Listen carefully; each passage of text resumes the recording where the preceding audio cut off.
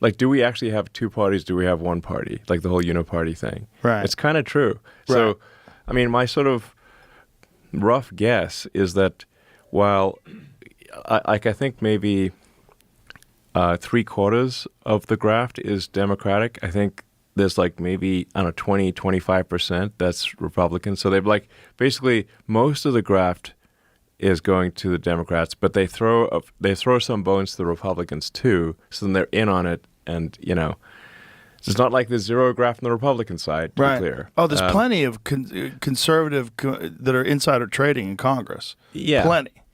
Insider trading, and just there's the curious case of how do people in Congress or whatever become wealthy over time?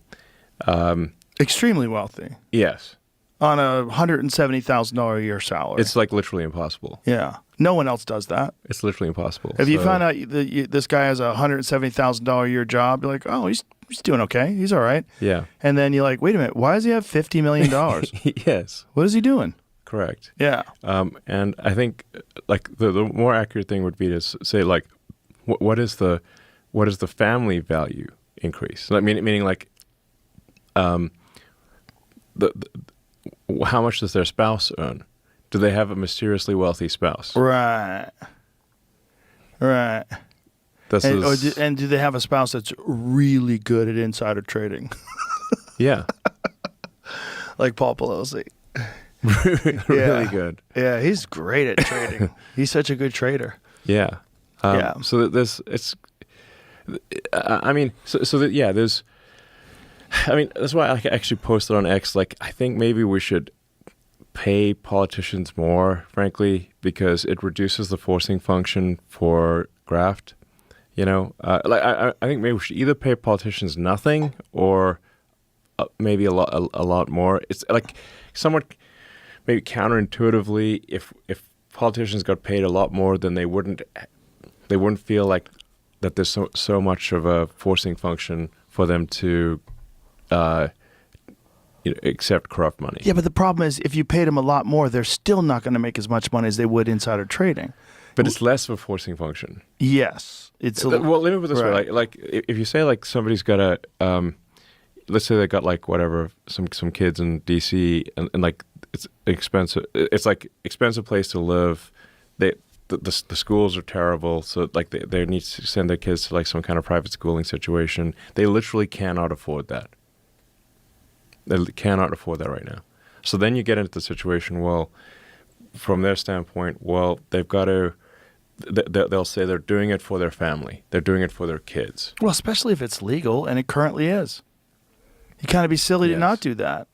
If you were a part of a group of people that's passing a bill, and you know this bill's going to get passed, you know the votes are there, and you know it's going to affect this industry and this particular manufacturer, and you can buy stock. It's more than just insider trading. Like the insider trading stuff, like the stock portfolio stuff is quite trackable, but there's, it's a lot more than insider trading. The way they're acquiring wealth. Correct. And what other methods? I mean, this is really going to get me assassinated. It's like I'm not lengthening my lifespan by explaining this stuff, to say the least. I mean, I was supposed to go back to D.C. How am I going to survive? This fucker's going to kill me for sure. In fact, I do think like it's like I actually have to be careful that I don't push too hard on the corruption stuff because it's going to get me killed.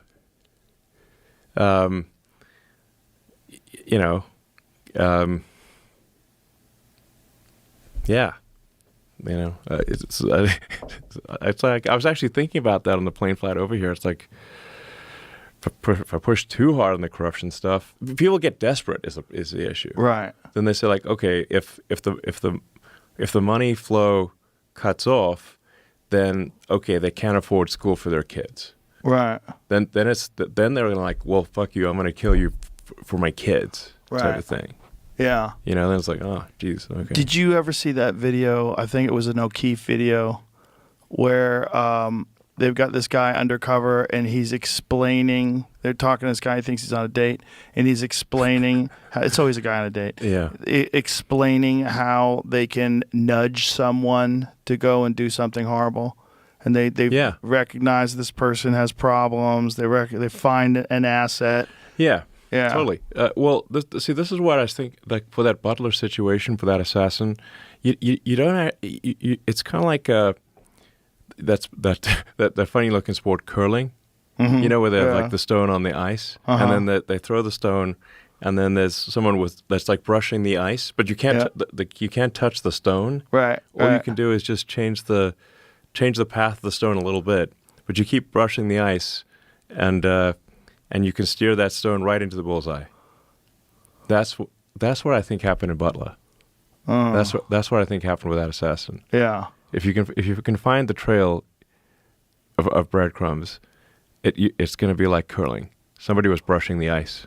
Well, also you find a young, confused, disenfranchised person, and you give them purpose in their life.